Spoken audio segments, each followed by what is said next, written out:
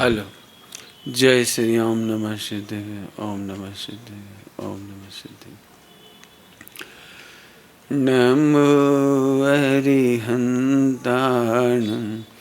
नमो सिद्धाणं नमो आयर्याणं नमो वज्रायाणं नमो लोये सब साहूणम्। मंगलम भगवान वीरो मंगलम गौतमोगणी मंगलम कुंद कुंदायो जैन धर्मस्तु मंगलम सर्वमंगल मांगल्यम सर्वकल्याणकारकं प्रधानं सर्वधर्माणां जैनं जयतुत्साश।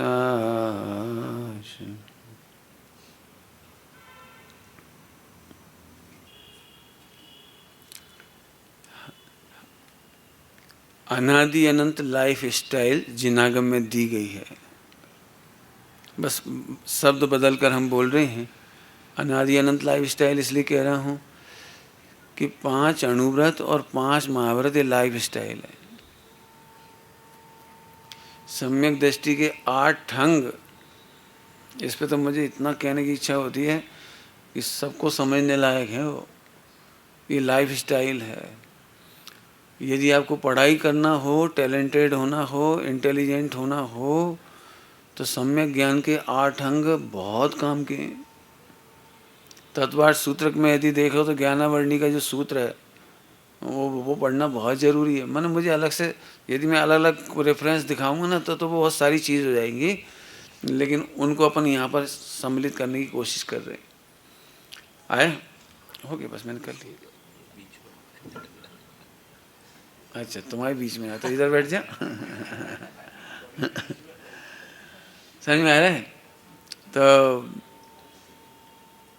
पेरेंटिंग में ये माँ बाप की क्लास लग रही है। मैंने ये समझो, आप बड़े बुजुर्गों की क्लास लग रही है कि अपन कैसे सही रहें ताकि बच्चे सीखें। बच्चे माहौल से सीखते हैं। बच्चों को बच्चों की भाषा में, यदि आप चाहें तो उनके कमरे में या कहीं पर भी जहाँ अच्छा स्थान हो, वहाँ पर बच्चे को बार बार पूछो तुमको हीरो बनना है कि विलेन बनना है। अभी उसकी भाषा है। तो बच्चे बोले मुझे हीरो बनना है। तो फिर हीरो के कौन कौन से गुण होते हैं? हीरो की ड्रेस कैसी होती है? हीरो की सोच कैसी होती है? हीरो की एक्टिविटीज़ कैसी होती है? जब भी वो पिक्चर देखे, कोई भी चीज़ देखते ही बच्चे, पुस्तक पढ़ें, तो उनसे पूछो इस कहानी में सबसे अच्छा पात्र कौन था। जब बच्चा पढ़ने लिखने लगे ना, कम से कम 8 साल का हो जाए, तो उसे बार बार उसी को पढ़ने को दो। उससे कहो बताइए आपने आज ये सीरियल देखा, इसमें सबसे अच्छा कौन लगा? कि हीरो। तो तुमको क्या बनना है? हीरो। तो इसमें क्या गुण सीखा आपने? उसका एक नाम लिख के रख दीजिए। मैंने बच्चों से करवाई है, आप करिए उनके साथ। क्यों बच्चों को अभी हम यदि कहते हैं ना भगवान बनना है, तो उन्हें इतना से लगता है ऐसे बैठना है बस। लेकिन भगवान बनने के पहले आपको नायक बनना पड़ेगा। मोक्ष मार्ग के नेता देखे। नेता माने नायक। मैं मंगलायतन गया तो बच्चों ने कहा, मैंने पूछा बच्चों से कि आप क्या बनोगे? तो चूंकि हम लोग पूछेंगे तो भगवान बनने ही कहते हैं। एक बच्चा बोला मैं बताऊं कि मैंने बोला मुझे नेता बनना। अब नेता कहते हैं अपना दिमाग सीधा सीधा पॉलिटिकल नेता पे जाता है। सो बच्चा बोला मुझे नेता बनना है। तो मुझे नेता क्यों? तुम्हें नेता में क्या अच्छा लगा? तो फिर वो मुझे कहता है मोक्ष मार्ग का नेता। मैंने कहा मेरी तो जान ही सूख गई थी। तो आप उसे नायक बनने के गुण बताइए। जैसे नायक बनने के गुण यदि अपने को भी सिखाने हैं, सिखाने भी हैं।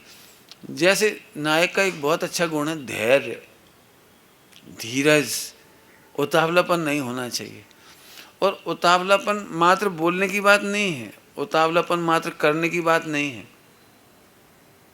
उतावलापन सोचने की भी चीज़ है। जैसे मैंने कहा ना, उसने कहा मुझे नेता बनना है, तो मैं उतावली से सोच गया कि वही सोच रहा होगा। बच्चे उतावली से सोचते थे। आपने देखा है बच्चों से सबसे ज़्यादा मिस्टेक इस बात की होती है कि वे पूरी बात ही नहीं सुनती। यदि हमने कहा बेटा बाजार जाओ तो सब्जी ले आना, तो इतना उन्होंने सुना। इसके बाद अपन ने कहा था देखो लौकी ताजी मिले तो लाना, नहीं तो मत लाना। अब उसने लौकी तो सुन लिया, ताजी नहीं सुना। और वहीं से एक काम करना है, 4 काम बताए और सुनो बहुत महंगी देते हैं, वो ठगता है। अब अपन जितने इंस्ट्रक्शन दे रहे वो सुन ही नहीं रहा। तब आपने देखा हो जब वो सब्जी लेकर के आता है तो वो मिस्टेक करता है। तो अपन ने हमने कहा था ना आपसे, तो आपने कब कहा था? देख लेना आप, उतावलापन की ये निशानी है, अधीरता की ये निशानी है। बम्बई दिल्ली जा रहा है कोई व्यक्ति, अपन ने कहा बेटा ऐसे ऐसे काम कर लेना और सुनो ये जरूर कर लेना, ऐसे मत करना, तो पूरी बात नहीं सुनता। वो क्या समझता है मैं चला जाऊंगा। पिताजी जब भी मोटरसाइकिल की चाबी देते तो इंस्ट्रक्शन भी देते हैं कुछ, वो इंस्ट्रक्शन नहीं सुनता, चाबी देखता है। गलती वही की वही होती है, वो तेज चलाता है, इधर उधर एक्सीडेंट करता है, पेट्रोल फूकता है, दोस्तों को दे देता है गाड़ी। मैंने पिताजी ने जो जो बातें बताई थी वो सुनाई नहीं पड़ती। और नहीं तो प्रैक्टिकल देख लेना आप, पिताजी ने बच्चे को 10 लाख रुपए की पूंजी दी। अब पूंजी अकेली दी ना, ऐसा नहीं है, उन्होंने बहुत सारे इंस्ट्रक्शन दिए। देखो कोई बात हो तो पूछ लेना, खरीदने से पहले बता देना, और इससे ज़्यादा मत खरीदना, ऐसे नहीं लेना। और सुनो दोस्तों का भरोसा नहीं करना, वे उधार खा जाएंगे सारे, ऐसे नहीं करना। पिताजी इतनी सलाह देते हैं, जीवन भर के अनुभव कर निचोड़। उसे सुना, अच्छा पापा, अच्छा पापा, अच्छा पापा, पापा हाँ हाँ ठीक ठीक, अरे तो सौंधा। पंडित साहब को मैंने एक बात ये देखी, वे जानते हैं कि ये सब अधीर है, मैं भी अधीर हूँ। तो पंडित साहब कोई बात बताते हैं, फिर पूछते हैं तुम्हें क्या समझ में आया। यदि आप उनके प्रवचन सुनेंगे ना तो वे कहते हैं विचार करना, लिख के बताना। कई बार इसी बात पे उनके प्रवचन बाधित होते हैं, बस सुनते हैं चले जाते हैं। फिर सुबह से शाम हो जाती, किसी ने आकर ये नहीं बताया कि हमने इस पर ये सोचा, कि हमने ये निर्णय लिया, हम ये करेंगे नहीं करेंगे, आपकी बात सही है नहीं है, हमें ताकत है नहीं है, कुछ नहीं पूछे। माने इस बात पे पंडित साहब बहुत प्राय करके प्रवचन उनके बाधित होते। हमें मालूम है वे लौट के चले आएंगे सुन के, बस अच्छा अच्छा करते रहेंगे, अच्छा अच्छा, फिर क्या समझ में आया नहीं समझ में आया। बच्चों को कई बार वो कहते हैं, छोटे छोटे बच्चे को, 10-12 साल के बच्चे को, कि जाओ जाओ दीदी से ऐसा कहना, वो काली बनाए, ऐसा काढ़ा बनाए, ऐसे करें। फिर उससे पूछते तुम क्या क्या कहोगे, कि वो 4-6 बातें बताई, वो बेचारा एक बार में सुन के भूल ही जाएगा। तो पंडित साहब से पूछते हैं, फिर पूछ के फिर उससे कहते हैं नहीं ये बात नहीं कहना, हमने ये नहीं कहा, हमने ऐसा कहा है। आप समझ गए होंगे। बच्चों में ये संस्कार अपने को घर में से डालने चाहिए, क्योंकि यदि अधीरता है ना तो बच्चे जिंदगी में समय पर काम नहीं कर पाएंगे, सही काम नहीं कर पाएंगे, स्वरूप नहीं समझ पाएंगे, तो बहुत तकलीफ होगी। यदि आपको देखना हो ना तो पति पत्नी में झगड़े की एक मूल जड़ ये है, पत्नी जब काम बताती है तो हाँ जी हाँ ठीक है, ओके ओके ओके ठीक ठीक ठीक, हमें भाई साहब 10 में से 4 काम करके लाते हैं, 6 रह जाते हैं उनके काम। फिर वो पत्नी कहती हमने तुमसे कहा था ना वो काम तो जरूर करना था, आज आखिरी दिन आखिरी तारीख थी, कब कहा था तुमने। ले बोले कई बार मैंने अपने आप में देखा है, मुझे कई बार ऐसा लगता है बच्चों से बात करो तो रिकॉर्डिंग कर लो ताकि बता सके देखो हमने कहा था। पढ़ाई लिखाई के नियम हैं, काम करने के नियम हैं, बहुत सारी चीज़ें ऐसी जो हमें बच्चों से पूछनी चाहिए। इससे एक फ़ायदा होगा कि मैंने अभी बताया ना पति पत्नी में झगड़े, बाप बेटे में जो जनरेशन गैप, आपने देखा होगा। मम्मी पापा गलत है ये मैं नहीं कहता, सास ससुर गलत है ये भी नहीं कहता, बच्चे भी गलत नहीं हैं, लेकिन अधीरता गलत है और ये हमें सुनने नहीं देती। अधीरता का लक्षण है समझने नहीं देती, सुनते ही नहीं तो समझेंगे कहाँ से। और फिर 2-4 बार करने के बाद फिर आपको जोर से बोलने में आ ही जाएगा, फिर आप टोकने लगोगे बार बार, हमें तो पहले ही मालूम थी तुम नहीं करोगे, हमें तो सब मालूम थी। अब ऐसे मामले में सास बहू हो तो बहू पे तो बिल्कुल ऐसा लगता है कि करना ही नहीं चाहती, हमें मालूम है ये मन की काम चोर है। अब वो कहती मम्मी मैंने सुना ही नहीं। अब देखो अधीरता की गलती थी, वो अधीरता की गलती थी, लेकिन वो समझ में नहीं आया। इसलिए फिर समझो सारे बच्चे बच्चियों में एक धैर्य का गुण जरूर डेवलप हो। उनके मैंने क्या कहा था वो पहले, हीरो और विलेन, नायक और खलनायक, दोनों का नाम लिखो बाकायदा, कंपैरेटिव स्टडी कराओ। तो उसमें पहला नियम बनाइए क्या करना है, धैर्य, फिर निडरता। यदि बच्चा डरता है तो फिर समझ लीजिए कॉन्फिडेंस बहुत लूज है उसका। ध्यान रखना, कुछ बातें हम पहले कह चुके, बच्चों को डरावनी कहानी मत सुनाओ। भयानक कहानी तो सुनाओ, लेकिन डरावनी अंदाज में मत सुनाओ, साहस के अंदाज में सुनाओ। पता है चार तरफ से राक्षसों ने घेर लिया, मुंह से आग निकल रही थी, लेकिन वो 8 साल का बच्चा तो ऐसे खड़ा था। महावीर भगवान की कहानी, बचपन की कहानी है ना, वीर अति वीर सन्मति महावीर, सर्प के ऊपर चढ़ गए हो, ऐसा हो गया, डर नहीं लगा। अरे डरने का क्या काम है, अब बच्चे का डर निकालो उसी समय। यदि बच्चा डरता तो उसी समय निकालो। अरे बेटे, जब तक देह की आयु है कुछ नहीं होता, सर्प भी नहीं डसता। गाय ने दूध पिलाया वो जीवंदर कुमार को, गाय के स्तनों से दूध झरने लगा, माँ बाप छोड़ के चले गए तो अभी तो पल गया वो। देखो प्रद्युम्न शिला के नीचे दबा दिया विद्याधर ने, फिर भी देखो जीवित रहा। कभी नहीं डरना बेटे। माने ये जब हम सुनना ध्यान से, जब स्टोरी सुनाते हैं तब समझाने की बात है। स्टोरी एक बुक है पूरी कथा कहानी का शास्त्र, पुस्तक का नाम है कथा कहानी का शास्त्र। लेखक है उसके घीजू भाई, मैंने पढ़ी उसको। मैंने उसमें ये लिखा है कि बच्चों को आप डायरेक्ट मत सिखाओ। जैसे पंचशील की कहानी है, पंचतंत्र की कहानी है, पंचतंत्र की, मैंने उसी के माध्यम से सारी शिक्षाएं दे दी उन्होंने। कथा कहानी सुनाना माने बहुत बड़ी चीज है। जिनके पढ़ना हो तो पढ़ लेना चाहिए। वो गीजू भाई की एक बुक है कथा कहानी का साथ, बच्चे को कहानियाँ कैसे सुनाना, उसमें उसकी दया डेवलप हो, निडरता डेवलप हो। जैसे बच्चे मंजन नहीं करते हो तो उसमें कहानी देकर बताई उन्होंने। तो आप बच्चे को बार बार मत कहो मंजन करो, दांत साफ करो, सुनते क्यों नहीं हो, चिल्ला नहीं, उसे एक बड़ी प्यारी स्टोरी सुनाओ शाम को, और इतनी अच्छी परियों की कहानी सुनाओ। अब मैं पूरी तो नहीं सुनाऊंगा अभी। उसमें एक स्थान ऐसा आया कि सारे बच्चे परी के आगे पीछे घूमने लगे, और परी ने कहा आप सबको स्वर्ग चलना है, मैं आपको स्वर्ग ले चलूंगी। हाँ, सब बच्चे तैयार हो गए, लेकिन मैं सबसे पहले तुम्हारे दांत देखूंगी। तो जिन जिन बच्चों को टूथपेस्ट करते थे, दांत साफ थे, स्वच्छ थे, जो टॉफ़ी नहीं खाते थे, टॉफ़ी खाने मीठा खाने के बाद भी दांत ब्रश करते थे, उसमें कीड़े नहीं लगते थे, काले नहीं पड़े थे, पीले नहीं पड़े थे दांत, और उनकी मुंह से खुशबू आ रही थी, ऐसे सारे बच्चों को उसने अपने विमान में बिठा लिया। फिर एक बच्चा रोने लगा क्योंकि उसे नहीं ले जा रहे थे, क्योंकि उसके दांत पीले थे, क्योंकि उसकी मम्मी कहती थी वो कुल्ला नहीं करता था। ऐसी लंबी चौड़ी स्टोरी। फिर वो बच्चा, अब छोटे छोटे बच्चे होते हैं ना, वो इसे तो मम्मी दांत तो मेरे भी पीले हैं, मुझे क्या करना चाहिए? अब परी आएगी तो तुमको नहीं ले जाएगी, आती जरूर है। अब बच्चे इतने भावुक होते हैं ना, वो कहानी सुनते हैं सो जाते हैं, तो सपने में परी जरूर आती है, और फिर उसे याद आता है मेरे दांत चेक कर रही हो। फिर वो परी नहीं ले जाती, क्योंकि स्टोरी में जो सुना है वही सपना देखता है वो। फिर परी नहीं ले जाती तो वो रोने लगता है। फिर मम्मी उठाती, क्यों क्या हुआ बेटे? मम्मी परी हमें नहीं ले गई स्वर्ग, वहाँ आइसक्रीम के पहाड़ हैं। मैं ऐसा है। कथा कहानी के साथ हर माँ को पढ़ना चाहिए, मतलब बच्चों को सुनाने के लिए। टीचर्स को भी पढ़ना चाहिए, क्योंकि पढ़ाने की सबसे अच्छी स्टाइल दी है उसमें। बच्चों को कुछ भी सिखाना हो ना, फिर कह रहे डांट मार से अच्छा है उनको स्टोरी सुनाओ। तो निडरता की कहानियां सुनाइए। गीता प्रेस की एक किताब है वीर बालक बालिकाओं की कहानी, बहुत सस्ती किताब है, 2-5 रुपए की होगी, 5-7 रुपए की, लेकिन मुझे बहुत अच्छी लगी। वीर बालक और वीर बालिकाओं में, जो भी आप में से कोई विद्वान हैं, स्टोरी राइटर हों, कथा लिखने वाले की रुचि हो, तो मैं तो जरूर चाहूँगा कि हमारे सारे पुराणों में से महावीर भगवान से लेकर के सारे निडर बालकों की कहानियों में उनको जोड़ना। प्रद्युम्न की कहानी, इनकी उनकी जितनी भी है ना, प्रद्युम्न की कितनी अच्छी कहानी है, अभय कुमार की कितनी कहानियाँ हैं।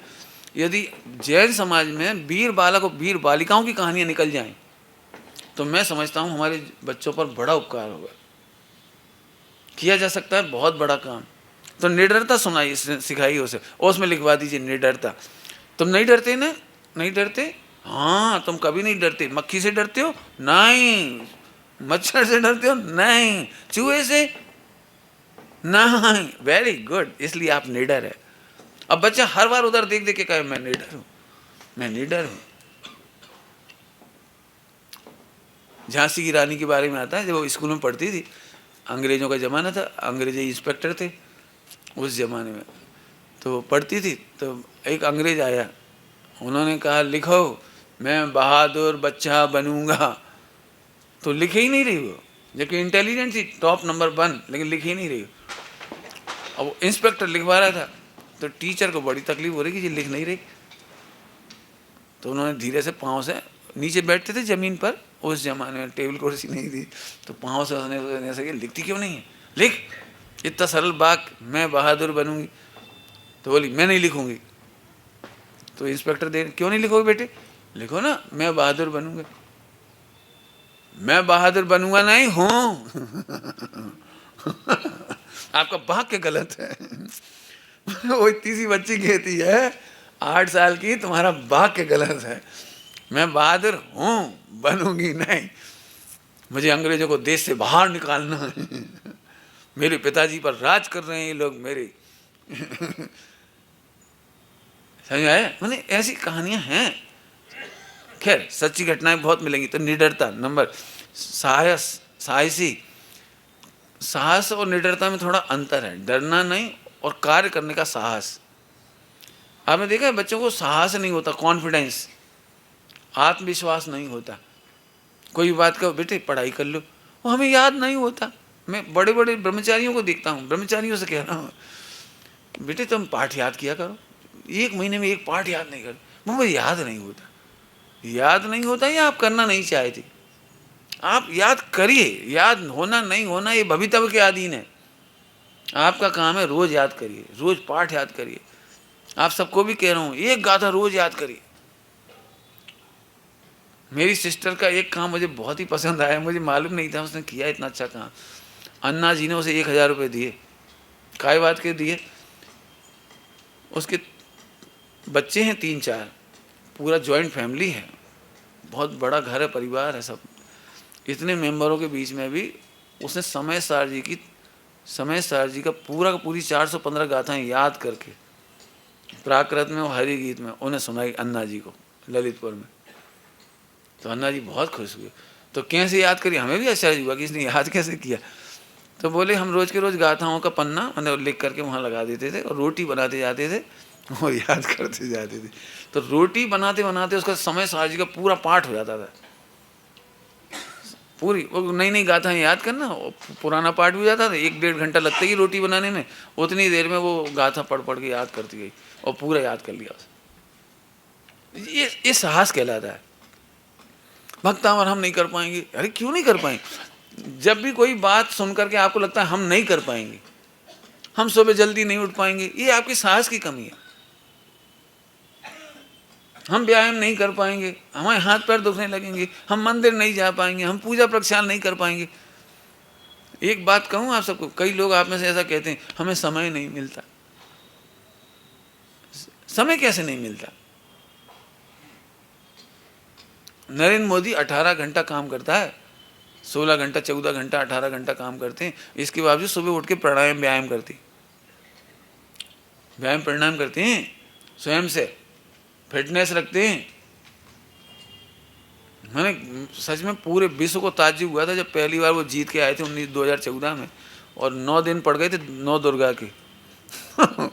और अमेरिका उसी समय 9 दिन अमेरिका में थे, 9 दिन। सारा विश्व को अचंभा था कि ये आदमी कुछ खा पी नहीं रहा, केवल नींबू पानी पी रहा है और 16-18 घंटे कहीं संबोधन भी कर रहे हैं, उनकी बड़ी बड़ी संसद में, पार्लियामेंट, जगह जगह काम कर रहे 9 दिन तक, और सबको अचंभा ये केवल नींबू पानी पी रहे हैं, ये कर क्या रहे? मैंने साहस रखना सीखा। बात ये, जैसे मैं कहूँ ना, बेटे आप एक नियम लो, अभी आप लोगों से कहे नियम लो, तो आप में जो साहसी नहीं होंगे वो डर जाएंगे, नहीं भाई हम नियम नहीं लेते, प्रतिज्ञा टूट जाती है, हमारी बस की नहीं है। ये साहस की कमी है।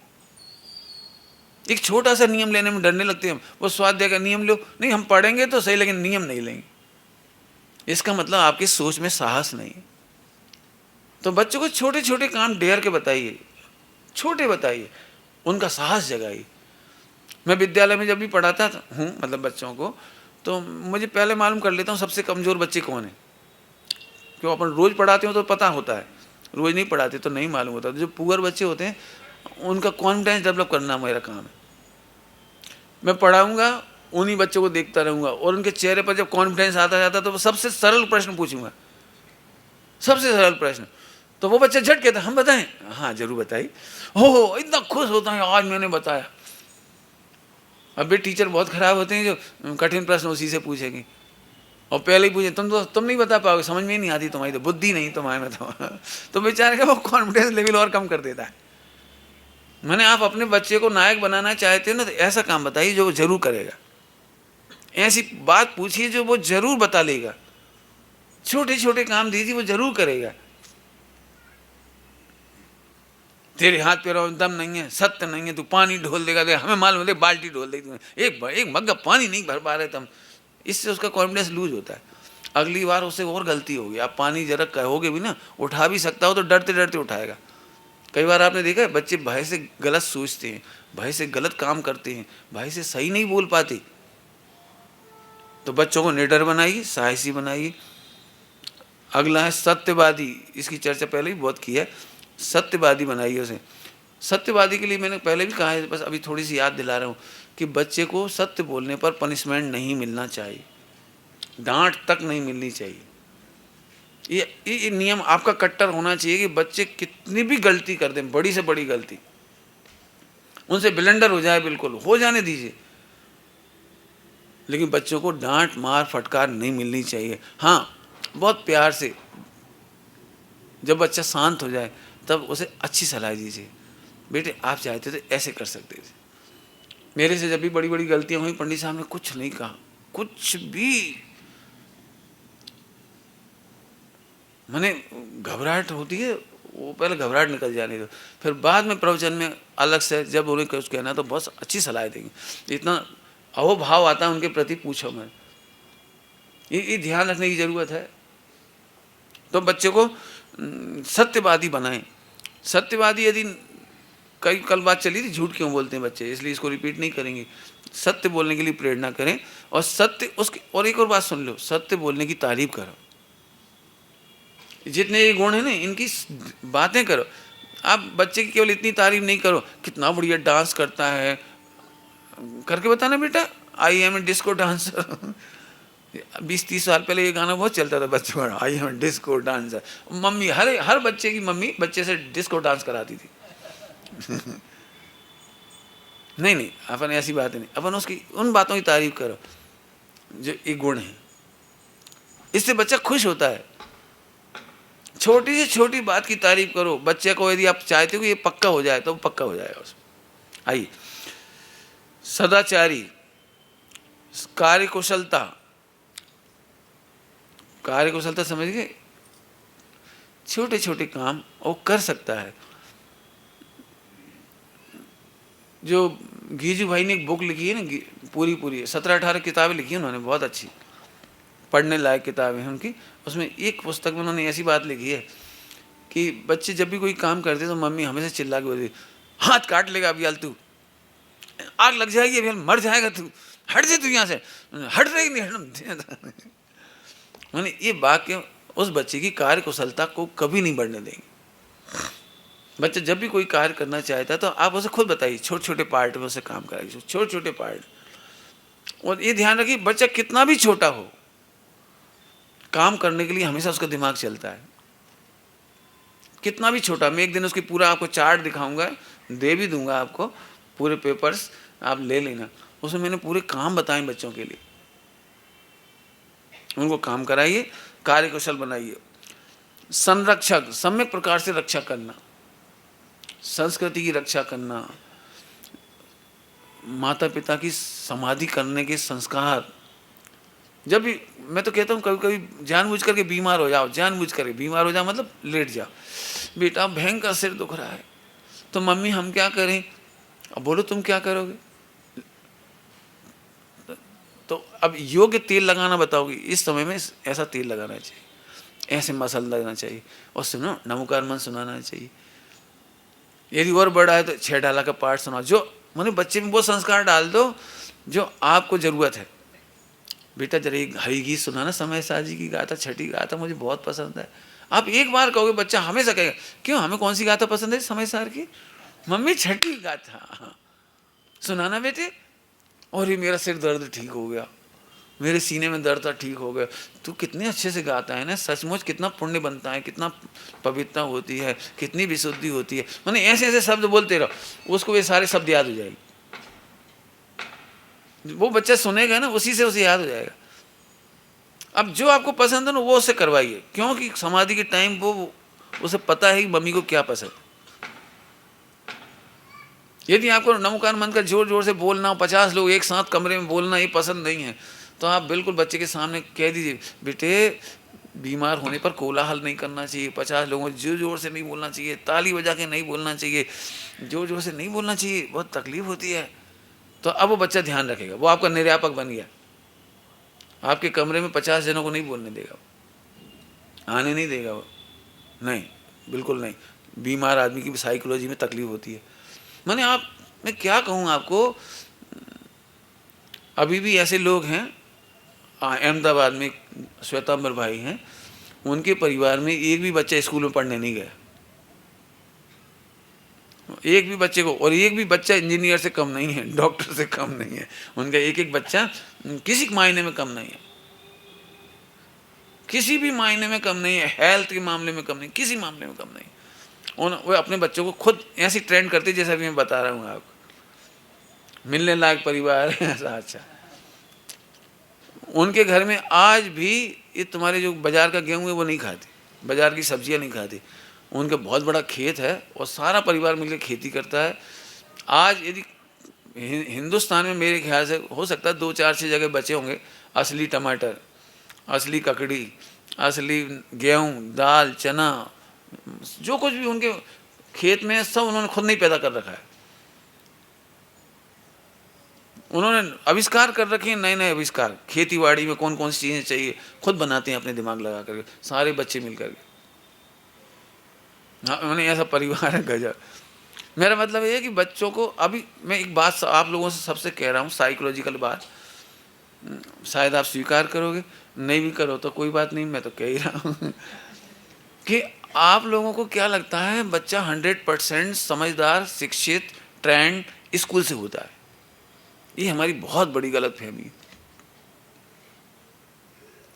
ऊपर से इसीलिए हम अपने बच्चे को, सब लोग मेरे से पूछेंगे, मैं एक दिन शिक्षा प्रणाली के ऊपर बात करूंगा पूरा 1 घंटा, तब शायद आप बहुत क्वेश्चन खड़े करेंगे, क्योंकि हमारे ब्लाइंडली, इसको मैं कहता हूँ ब्लाइंड फॉलोवर, हम मिशनरीज की चलने वाले स्कूलों के ब्लाइंड फॉलोवर हैं।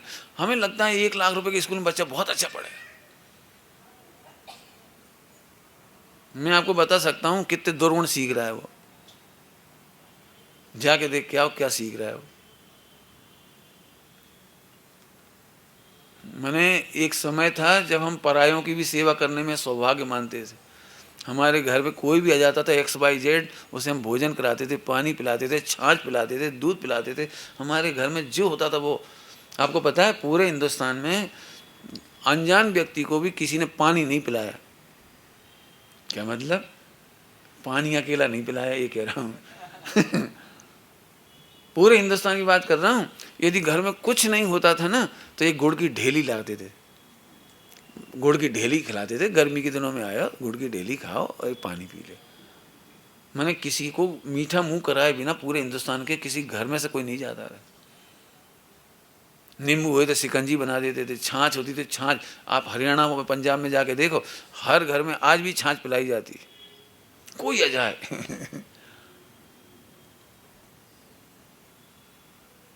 पढ़ लेना मेरी जीवन गाथा में बर्णी जी ने कितना कुछ लिखा है। मैंने ये संस्कार हमें देने, अब ये संस्कार वहां मिट रहे हैं और लाखों रुपए। मैं आपको कहूँ तो पंडित साहब ऐसा कहते हैं, आपके पैसे से आपको ही बिगाड़ रहे, आपके बच्चों को बिगाड़ रहे, आपके पैसा लेके आपके ही बच्चों को बिगाड़ रहे, और उनकी बिल्डिंगें बढ़ती चली जा रही, खूब बढ़िया सैलरी दे रहे हैं, खूब पैसा दे रहे हैं, और पूरे के पूरे ईसाई संस्कार दिए चले जा रहे हैं। मैं फिर कहता हूँ ये सारे गुण हमें सिखाने हैं बच्चों को। कौन कौन से? संरक्षक बने, संस्कृति का पालक बने, लेकिन मालूम है इसके लिए तपस्या आपकी लगेगी। आपको संस्कृति का पालन करोगे, बच्चा तो अपने आप करेगा। नहीं बेटे, 48 मिनट पहले, सूरज डूबने के 48 मिनट पहले रात हो जाती बेटे, जल्दी आओ। लोलैया में नहीं खाओ। लोलैया समझते होंगे, बुंदेलखंड के बहुत लोग होंगे। बिल्कुल सनसेट हो रहा है, बिल्कुल डूब रहा है, और खाए चले जा रहे हैं ना। अभी तो है, उजेरो है, उजाला है। नहीं, ये संस्कृति का घातक है। अभी हमने सूरत में एक जगह भी नल की थैली नहीं बांधी, सूरत के सिरे में सबको छन्ने दिए। भले 10-20% ने लगाए होंगे, जिन्हें छन्ना लगाने की आदत है उन्हें तो बहुत पसंद आए होंगे। हमने सबको छन्ने पहुंचाए। इस बार बहुत नए काम हुए सूरत के शिविर में। मैंने बिल्कुल सबसे पहले सुधार हुआ छिंदवाड़ा पंचकल्याणक से। इससे पहले अपन ने कोई सुधार करने की कोशिश नहीं की, लेकिन छिंदवाड़ा पंचकल्याणक में सेंधा नमक, 6-6 घंटे की पानी की मर्यादा, और भाई लोग पानी छान रहे, बहनें लोग पानी छान रहे, उसके ऊपर लिख रहे 1 बजे तक की मर्यादा। मैं जो काम वहाँ से स्टार्ट हुआ छिंदवाड़ा से, इसके बाद वो फैलते ही चला जा रहा है। अब लगभग हमारे सारे शिविरों में, पंचकल्याणकों में सेंधा नमक एक आम बात हो गई। बिल्कुल सो ही नहीं सकता था कोई आदमी, लेकिन वो पानी छानने का। तो इस बार 100% पानी पूरे दोहरे छन्ने से छना। खाने पीने का दिन भर का पानी दोहरे छन्ने से। अब उसमें छन्नी नहीं लगी, वो क्या कहलाती, थैली। तो कई लोग ऑब्जेक्शन कर रहे, जो टंकी में थैली नहीं बंधी और अनछनों पानी पिला रहे। तो फिर उन्हें बताना पड़ा, इधर आओ, हमारे 10-12 कार्यकर्ता दिन भर पानी छान रहे हैं, और जब तक वो छान के रखते हैं और गर्मी के दिन खत्म हो जाता है तो फिर दूसरा पानी आ रहा है। मैंने अमर्यादित पानी तक नहीं पिलाया किसी शिविरार्थी को। ये संस्कृति रक्षक है। ये बात, ये बच्चों में संस्कार डालने चाहिए। संस्कृति में यदि मैं पढ़ाने जाऊंगा तो बहुत सारी बातें हैं, वो आप पढ़ लेना क्या स्वाध्याय करके, और वो सब पालन कराना। जैसे एक बात मुझे कहने की बहुत इच्छा रहती है कि आप अपने बच्चों को अष्टमी चौदस द्रव्य तैयार करके एक थैली बनाओ या डब्बा बनाओ स्टील का बढ़िया, और बच्चे से कहो, जा बेटा आज 8 में मंदिर की पूजा की द्रव्य रख के आओ, पूजा की द्रव्य दे के आओ।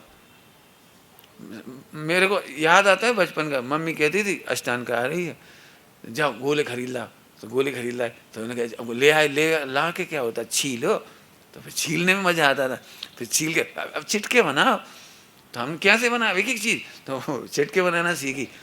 फिर एक एक द्रव्य लगाओ, थाली चावल बीनो, संभाल के ले जाओ, रख के आओ।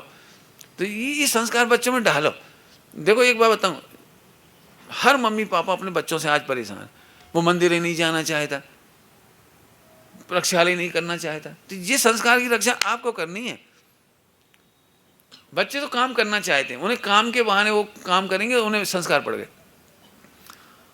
राजा बेटा जाइए, मुझे सच में इस मामले में पता नहीं और भी लोग बहुत काम करते होंगे, लेकिन विमल दादा झांझी जी का परिवार और उनके परिवार में उनका खुद के बच्चे या दूसरों के बच्चे, इससे उन्हें कोई फर्क नहीं पड़ता।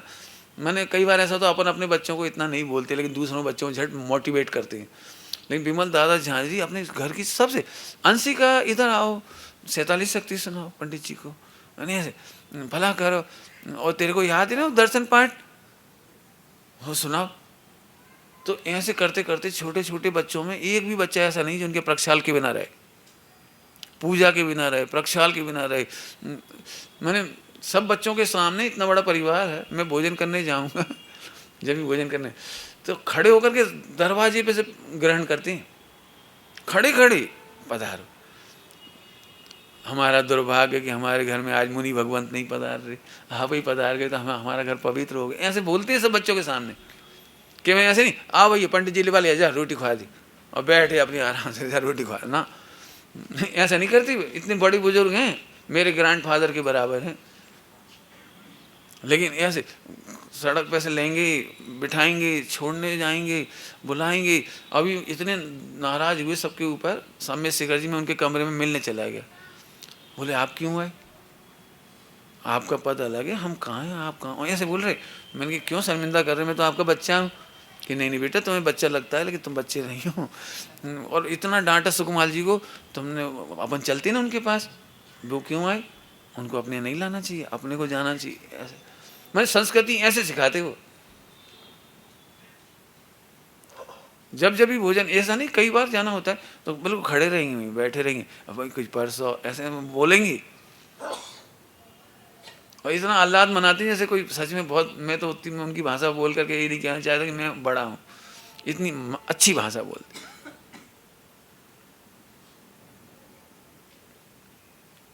ये तो देखा ही होगा आप लोगों ने, सब ने देखा होगा कि विमल दादा झांझरी का पूरा परिवार गुणग्राही है। इसमें एक शब्द लिखा है, गुण ग्राहकता का संस्कार दो बच्चों को। माने आप देखो, आप में से जिन जिन का भी परिचय होगा, आनंद झांझरी मिले, चाहे बहनें मिले, चाहे भुआ जी मिले, चाहे कोई मिले, चाहे सुकुमार जी, पता नहीं कहाँ कहाँ से याद रखते हैं वो। तुमने एक 20 साल पहले भजन सुना है वो वाला भजन फिर सुनाओ, उन्हें याद रहता, मैं कहता हूँ मैं तो भूल गया कितना नहीं एक लाइन सुनाओ। मैंने क्या मजाल मैं उनके पास जाऊं और भजन की ना गाना। मेरी मम्मी से मिलेंगे तो वो कहेंगे वो तुम वो वाला भजन सुनाओ, तुमने तो सुनाया था। मैंने ये गुण ग्राहकता का संस्कार। मैं ये बात फिर कह रहा हूँ, नायक इसी को कहते हैं, हीरो इसी को कहते हैं। यदि ये गुण बच्चों के जीवन में हो गए तो बच्चे कभी दुखी नहीं हो सकते, हैरान नहीं हो सकते, परेशान नहीं हो सकते, इसके शत्रु पैदा नहीं हो सकते। क्या क्या शत्रु पैदा नहीं हो सकते, कोई इसे ठग नहीं सकता। ऐसे बच्चों में गुण डेवलप होने चाहिए। विवेक के गुण, विवेकी होता है नायक, तो विवेक करना सिखाएं। श्रेष्ठ और सम्मानी, ऐसे अच्छे अच्छे जो हैं ये सब, उसको श्रेष्ठता के गुण, श्रेष्ठता समझिए हर क्षेत्र में श्रेष्ठता। सम्मान जो होता है ना, हीरो श्रेष्ठ होता है, पूरे पात्रों में हीरो श्रेष्ठ होता है, पूरे पात्रों में वो सम्मानी होता है। ये बच्चे को यदि पिक्चर देखता तो वहाँ से सिखाओ, सीरियल देखता तो वहाँ से सिखाओ, पुराण पढ़ता तो उसमें से सिखाओ। देखो सम्मानी होता है, देखो कोई आपका आदर ही नहीं करता, बगल के मोहल्ले के बच्चे ही तेरे को अच्छा नहीं समझते, तो फिर तुम हीरो कैसे बनोगे? हीरो तो वो होता है जिसको सब बच्चे आदर करते हैं। तो हम क्या करें, एक सच्ची घटना सुनाता हूँ, नाम मुझे ज़्यादा याद नहीं है, कन्फ्यूजन है उस नाम में इसलिए नाम नहीं बोल रहा हूँ। एक बहुत बड़े लेखक हैं रसिया के, बहुत बढ़िया लेखक हैं, उनका साहित्य हिंदी में ट्रांसलेट भी हुआ है। उनकी एक बेटी थी 9 साल की, मोहल्ले में खेलने गई होगी तो किसी लड़के ने उसे मार दिया होगा या कुछ हैरान कर दिया होगा, कुछ ना कुछ कर दिया होगा। तो भन भनाती हुई आई घर के अंदर, पिताजी मुझे बंदूक दो बोले क्यों बेटे क्या हुआ? मैं उसे गोली मार दूंगी, उसने मुझे ऐसा किया। तो अब वो बच्ची इतनी गुस्से में थी, तो पिताजी लेखक और विचारक थे, उन्होंने बच्ची से कहा बेटा आप अच्छे बेटे हो कि खराब? क्या अच्छे हैं। आज्ञाकारी कि हाँ। तो आप मेरी बात मानोगे? कि बिल्कुल बोलो मैं मानूंगी। तुम थोड़ी देर बाद जाकर उसे गोली जरूर मार देना, लेकिन पहले 1 गिलास शरबत दे के आओ उसे तो जूस बना करके उस बच्ची के हाथ भिजाए।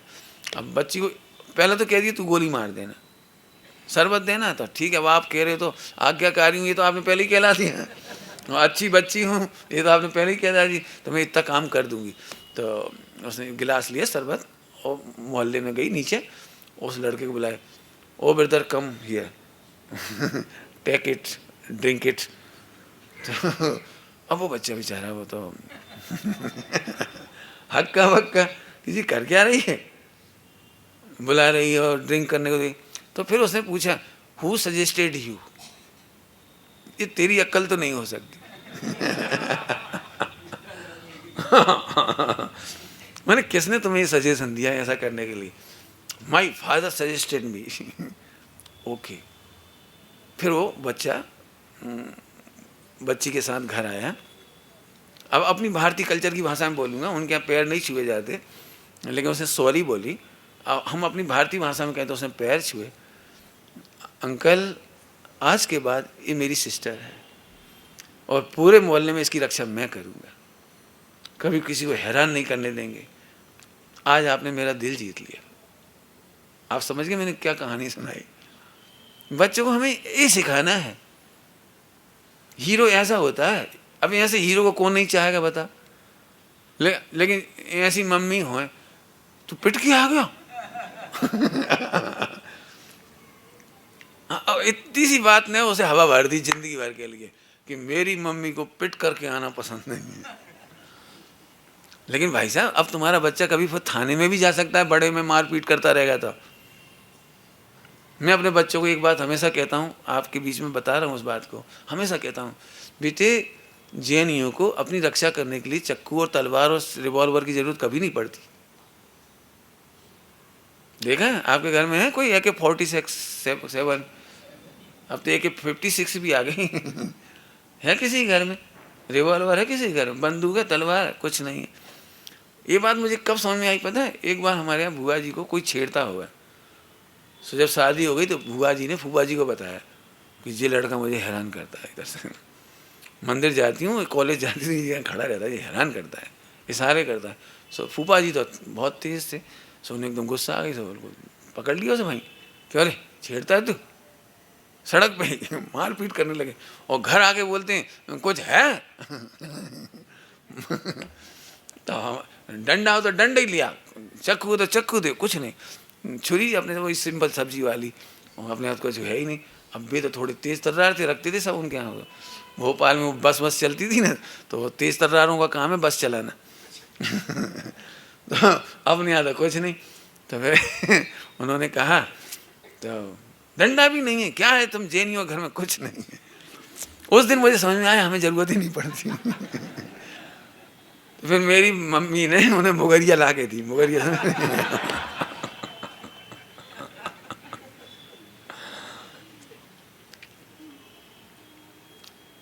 बोले ये भाई साहब हमारी गरिमा है, हमें जरूरत ही नहीं पड़ती। अभी किसी के पास चाकू नहीं होगा इस भरी सभा में, किसी को बेल्ट की जरूरत नहीं पड़ती। क्यों? हम शत्रु पैदा नहीं करते, हम शत्रुता को हराते हैं, हम शत्रुता का नाश करते हैं, हम शत्रुता का अभाव करते हैं, हम जीतते हैं। मैंने आत्मार्थी चर्च में ये बात कही थी बच्चियों के बीच में, आपके बीच में कह रहा हूँ, बच्चियों को दिल जीतना सिखाइए। क्या कहा मैंने? बहुत बड़ी बात कही है, शब्द तो बहुत कम दिख रहे होंगे। दिल जीतना सिखाइए। मुझे अच्छी तरह से याद है, जब हमारी बुआ जी को देखने कर आते थे ना, तो घरों में ऐसी बात चलती, अरे सासू सातवीं प्रतिमाधारी है, हाथ चक्की का खाती है। तो पहले से ऐसा वातावरण बन जाता था कि वो मेकअप कर लेती थी दिमाग बुआ जी कि जाते से ही आटो पीसना है जाते से ही कुआ का पानी बनना है, अटपेरा घी बनाना है। मैंने वो दिल जीतने के बारे में सोचते थे। आजकल के बारे में, आजकल की लड़कियों से पूछ के देखो है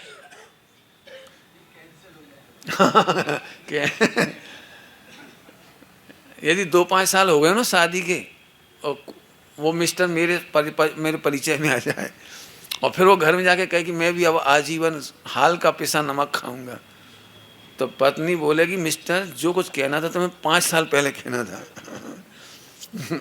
अब वही होगा जो मैं चाहूंगी। मैंने यदि आप शुद्ध खान पान शुरू कराना चाहो तो मेरे ख्याल से 1-8% चांस अभी भी होगा, अभी भी 18,500 वर्ष बाकी है लेकिन रियली मैंने वो तैयार होना बड़ा कठिन काम है। आपको पहले कहना था जो कहना था। तो बच्चों में ऐसे संस्कार डालें, दिल जीतना समझ गए। काम करना, रसोई बनाना बच्चियों के लिए सबसे बढ़िया हथियार है दिल जीतने का। आप मेकअप के भरोसे नहीं जीत पाओगे,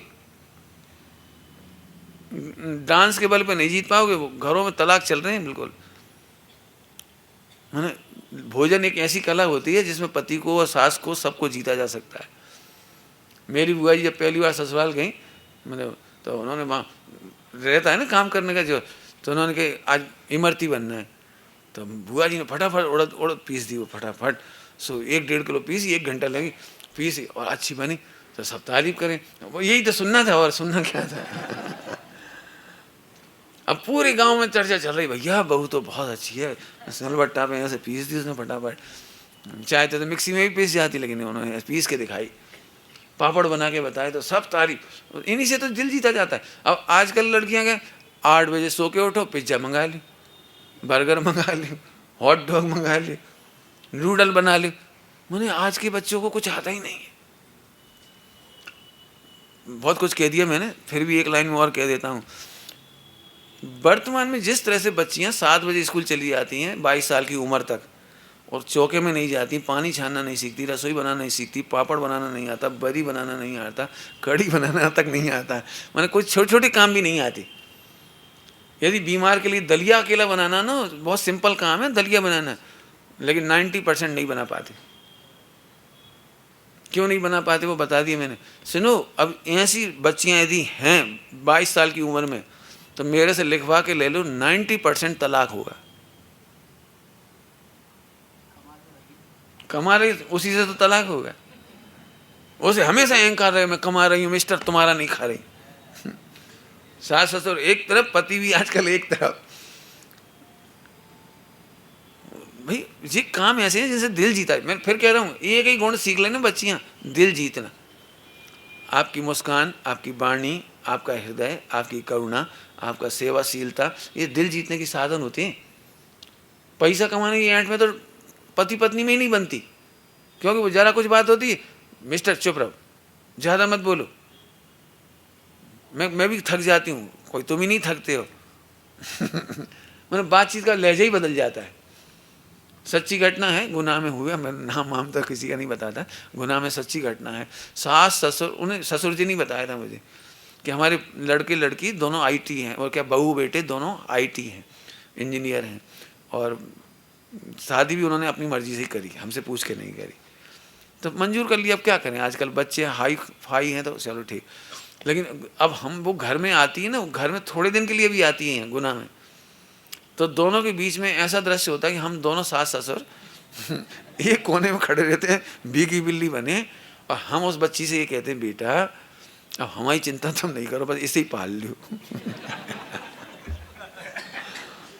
सच्ची बात है, तुम इसे निभा लो, बस इतना ही हमें बहुत है, हमारी इज्जत गुनाह में बहुत है।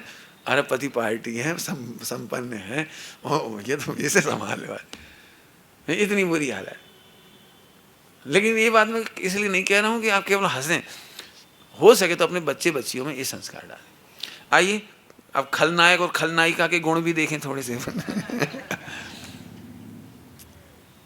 जानबूझ के पढ़ाना है मुझे, वैसे तो आप जानते ही होंगे, लेकिन मैं पढ़ाना इसलिए चाहता हूँ कि लिखें आप।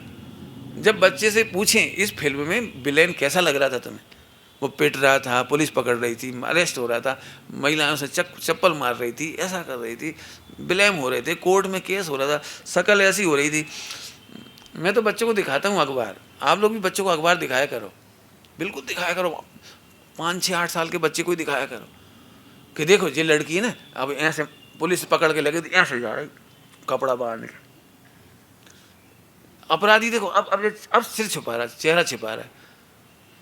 तो क्यों छिपा रहा है पता है बेटा, ये लड़की खलनायिका है, ये हर किसी से बात करती है, हर किसी पे घूमती रहती है, हर किसी के साथ चल देती है, न इसे माता पिता की चिंता है, न भाई की चिंता है। अपना मस्तक कैसा हो गया वो भोपाल के कांड में, श्वेता जैन, विजय कुमार जैन, श्वेता, स्वप्निल, कौन कौन भी। अब एक जैन लड़की का नाम आया, पूरे हनी ट्रैप कहला था, क्या कहला था, जो अभी कुछ भाई भयंकर बड़ा केस हुआ है, अब जिंदगी में नहीं निकल पाएगी वहाँ से।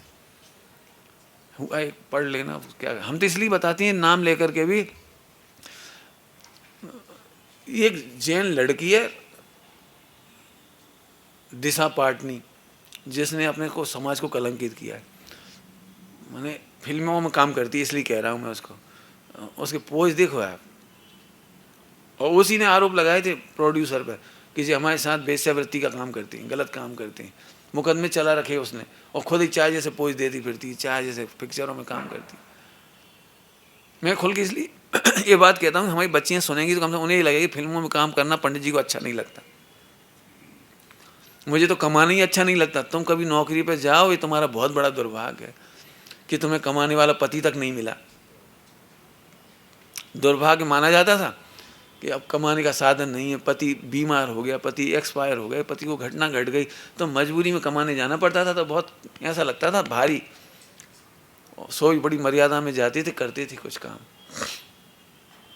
तो मुझे कमाना ही पसंद नहीं। एक्टिंग के तो क्षेत्र में हम क्या कहें।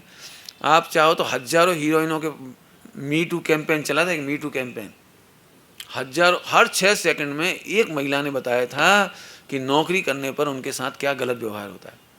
फिल्मी हीरो हीरोइन कितने अभी आ चुके हैं, आप पढ़े होंगे, नहीं पढ़े हो तो मैं बता दूंगा आपको। मैंने तो नाम लिख के रख लेता हूँ बच्चियों को बताने के लिए कि हीरोइन से पूछो जा करके इस पे क्या गुजरी है। बड़े बड़े सुपरस्टार हीरो हीरोइनों को घर बुलाते हैं अकेले में और क्या दुर्व्यवहार करती। अब ये बच्चियाँ नहीं जानती, उन्हें क्या लगता है ये फिल्मों में दिखाया जा रहा है ये सही है और ये करना चाहिए। वे भी लड़कों के साथ घूमना फिरना, खाना पीना, चाहे जैसे उठना बैठना।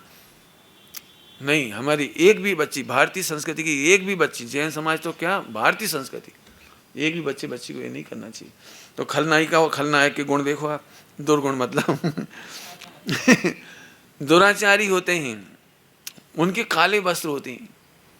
आप कभी भी दुराचारियों को, विलेन वगैरह को सफेद वस्त्रों में नहीं देखोगे आप। दुर्योधन का कभी देखना आप, दुर्योधन को हमेशा काले कपड़े पहना के दिखाते हैं। युधिष्ठिर को देखना आप, युधिष्ठिर के सफेद कपड़े मिलेंगे सदा। हाँ वो वे सफेद पोष हैं, उनकी सफेद ड्रेस नहीं है, वे सफेद पोष हैं। लेकिन अच्छे के नाम पर गलत चलता है, ऐसे समझ लो आप। राजनीति बहुत अच्छा शब्द है, राजनीति बहुत सुंदर शब्द है, बहुत ही सुंदरतम शब्द है। लेकिन अब वर्तमान विसंगतियां हो जाने से कुछ हुआ है, वो अलग बात है। जैसे राष्ट्रपति, राज्यपाल, प्रधानमंत्री, ये बहुत अच्छे शब्द हैं देश के लिए। अब ऐसी पोस्ट पर आकर कोई गलत व्यक्ति उसे बदनाम कर दे, वो एक अलग बात है, लेकिन पोस्ट बहुत अच्छी है। राजनेता होना माने दी बेस्ट काम होता है वर्ल्ड का। लेकिन खलनायक, दुराचारी, वस्त्र लगभग काले होते हैं या डार्क कलर होते हैं। मैं इसलिए ये बात कह रहा हूँ, महिलाएं यदि काली साड़ी पहने तो अच्छा नहीं लगता, डार्क कलर पहने तो अच्छे नहीं लगते। पुरुष वर्ग भी काले काले कपड़े पहनना, मैंने आप अपने आप को फिर क्या सोचते हो? आप इस ड्रेस में जाकर के भगवान के पास खड़े हो और धोई दुपट्टा पहनकर खड़े हो, आप अपने परिणामों का चेंज देख लो। राकेश जी हैं धर्मपुर में, ब्रह्मचारी हैं, राकेश जी हैं, बहुत बहुत बड़ा फॉलोवर संप्रदाय है उनका, एक प्रकार का बहुत बड़ा फॉलोवर। लेकिन उनकी सभा का नियम देखो आप, एक भी व्यक्ति प्रवचन स्टार्ट होने के बाद नहीं आ सकता, 15 मिनट पहले बैठ जाते हैं सारे के सारे। हिंदुस्तान में, विदेश में कहीं भी उनके प्रवचन होंगे, 15 मिनट पहले आकर के बैठना कंपलसरी है, इसके बाद नो अलाउ। नंबर 2, सबकी सफ़ेद ड्रेस, 100%।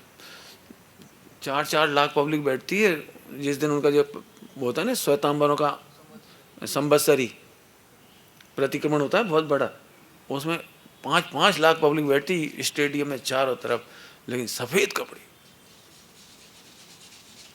गायन का अनुशासन, संगीत का अनुशासन, प्रवचन का अनुशासन।